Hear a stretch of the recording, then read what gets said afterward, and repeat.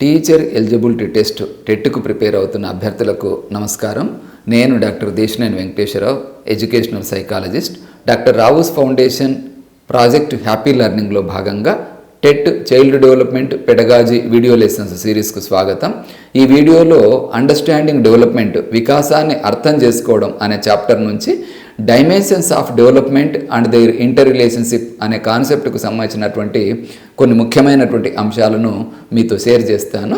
TET సిలబస్లో భాగంగా dimensions of development and their inter relationship అనేటటువంటి కాన్సెప్ట్ కింద physical development, motor development, cognitive development, emotional development, social development, moral development, language development, ఇలా డెవలప్మెంట్కు సంబంధించినటువంటి రకరకాల అంశాలకు సంబంధించినటువంటి బేసిక్ కాన్సెప్ట్స్ను మీరు తెలుసుకోవాల్సి ఉంటుంది.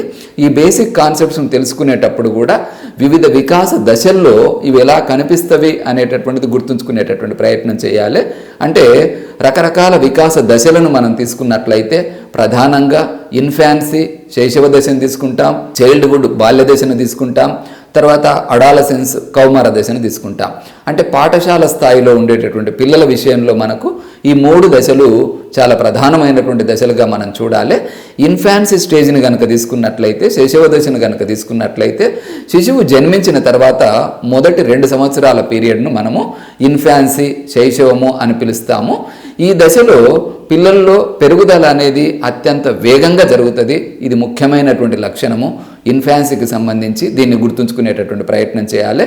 అంటే మానవ జీవితంలో అత్యంత వేగంగా పెరుగుదల సంభవించేటటువంటి దశ ఏది అని చెప్పేసి అంటే ఇన్ఫాన్సీ శైశవ దశ అనేటటువంటి విషయాన్ని గుర్తుంచుకునేటటువంటి ప్రయత్నం చేయాలి. ఇక బాల్య దశను కనుక మనం తీసుకున్నట్లయితే సాధారణంగా 3 సంవత్సరాల వయసు నుంచి దాదాపు 12 లేదా 13 సంవత్సరాల వయసు వరకు ఉండేటటువంటి స్టేజ్ని మనము చైల్డ్హుడ్ అని పిలుస్తాము, బాల్య దశ అని పిలుస్తాము.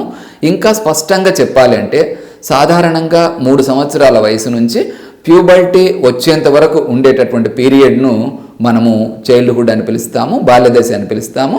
దీన్ని మళ్ళీ 2 భాగాలుగా విభజించి స్టడీ చేస్తాం.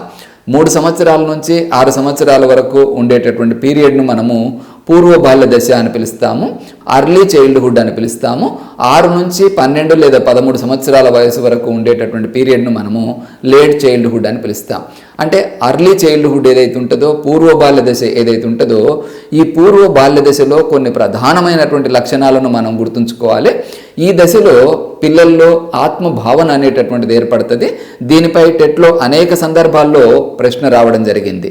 అంటే ఆత్మభావన ఏర్పడేటటువంటి దశ ఏది అని కనుక అడిగినట్లయితే అర్లీ చైల్డ్హుడ్ అనేటటువంటిది గుర్తుంచుకోవాలి. అంటే పూర్వ బాల్య దశలో పిల్లల్లో ఆత్మభావన, సెల్ఫ్ కాన్సెప్ట్ అనేటటువంటిది ఏర్పడుతుంది అన్నది గుర్తుంచుకోవాలి. తానేమిటి అనేటటువంటి అంశం మీద పిల్లలకు ప్రాథమికంగా ఒక అవగాహన అనేటటువంటిది ఈ అర్లీ చైల్డ్హుడ్లో మనకు ఏర్పడుతుంది. ఆత్మభావన అనేది ఎప్పుడైనా సాంఘిక వికాసానికి, సోషల్ డెవలప్మెంట్కు తొలిమెట్టు లాంటిది. టెట్లో ప్రశ్న అడిగేటప్పుడు కొన్ని సందర్భాల్లో ఏం చేస్తారంటే సాంఘిక వికాసానికి తొలిమెట్టుగా దేన్ని చెప్పవచ్చు అని అడుగుతారు అన్నట్టు.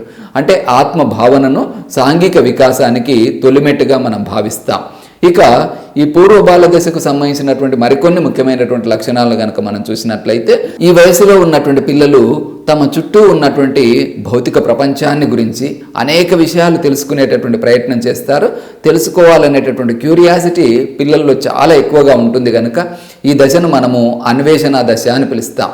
అన్వేషణ దశ అంటే ఏది అని చెప్పి కనుక పరీక్షలో ప్రశ్న అడిగినట్లయితే పూర్వ బాల్య దశ అన్నది గుర్తుంచుకోవాలి. ఈ పూర్వ బాల్య దశకు సంబంధించినటువంటి ఇంకొక ప్రధానమైనటువంటి లక్షణం ఏంటంటే దీన్ని ప్రమాద దశ అని కూడా పిలుస్తాం మనం. ఎందుకంటే పిల్లలకు ఏ నైపుణ్యము సరిగ్గా ఏర్పడదు కాబట్టి రకరకాల ప్రమాదాలకు కూడా పిల్లలు లోను కావడానికి అవకాశం ఉంటుంది.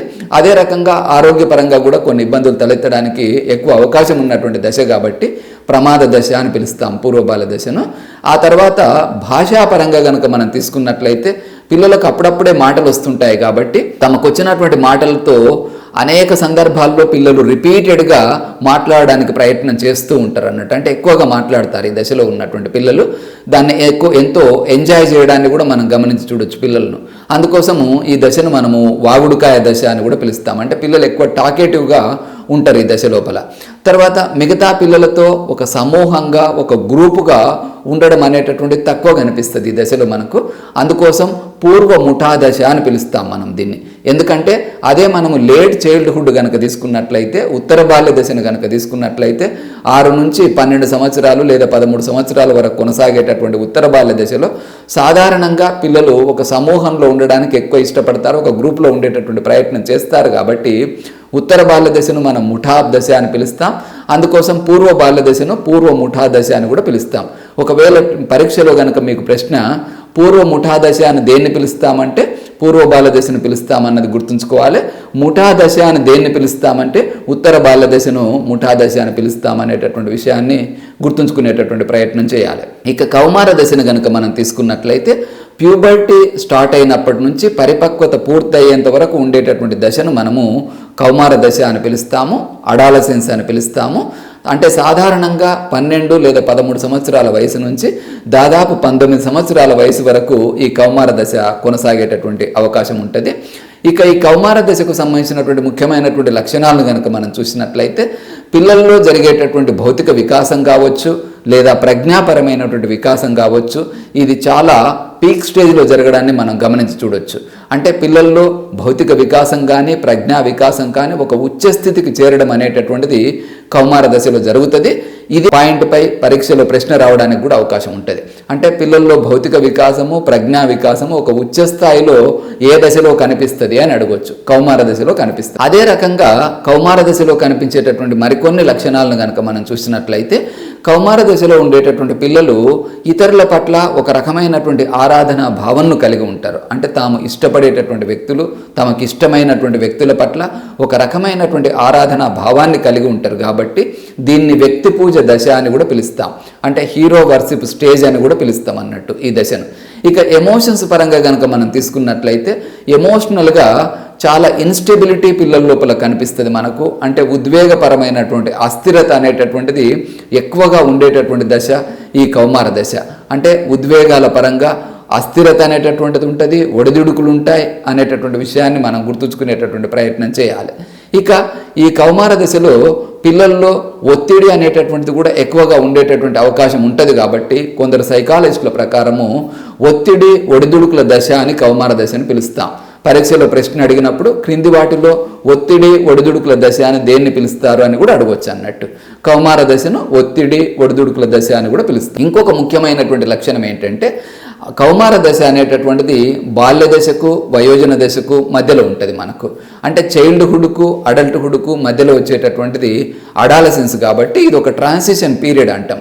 అంటే వ్యక్తి వయోజనుడుగా ఎదగడానికి అవసరమైనటువంటి ఒక పునాది అనేది కౌమార దశలోనే మనకు పడడం జరుగుతుంది. అందుకోసము రోల్ ఐడెంటిటీ ప్రకారం కనుక మనం చూసినట్లయితే వ్యక్తి లోపల ఒక రకమైనటువంటి సందిగ్ధత ఉండడాన్ని కూడా మనం గమనించి చూడొచ్చు కౌమార దశలో ఉన్నటువంటి పిల్లల లోపల. అంటే ఈ వయసులో ఉన్నటువంటి పిల్లలు అటు బాల్య దశలో ఉండరు, ఇటు వయోజన దశలో ఉండరు. కాబట్టి అటు బాల్య దశలోని పిల్లల్లా బిహేవ్ చేయడానికి వీలు కాదు, ఇటు వయోజన దశలో ఉండేటటువంటి వ్యక్తుల్లా బిహేవ్ చేయడానికి వీలు కాదు. కాబట్టి ఒక రకమైనటువంటి సందిగ్ధత అనేటటువంటిది కౌమార దశలో ఉండేటటువంటి పిల్లలు ఎదుర్కొంటారు.